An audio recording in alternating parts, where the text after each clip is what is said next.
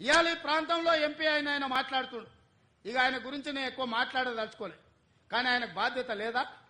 ఎంపీకి గెలిచినావు కదా, మోడీ దగ్గర నుంచి ఏం తెస్తావు తీసుకురా.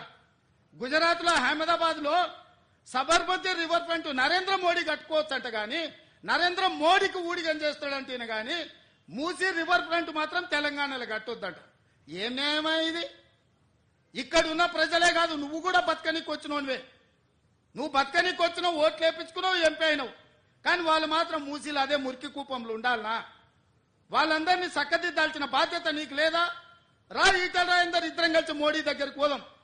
పోయి 25,000 కోట్లు తీసుకొద్దా, మూసీలు ఉన్న పేదోళ్ళకి పంచి పెడదాం, ఇల్లు కట్టిద్దాం, డబుల్ బెడ్రూమ్ ఇల్లు కాదు మంచి కాలనీలు కట్టిద్దాం. వాళ్లకు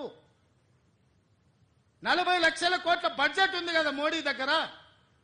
హైదరాబాద్ మరిన్ని ట్రెండింగ్ వీడియోల కోసం న్యూస్ 18 తెలుగు యూట్యూబ్ ఛానల్ ను సబ్స్క్రైబ్ చేసుకోండి.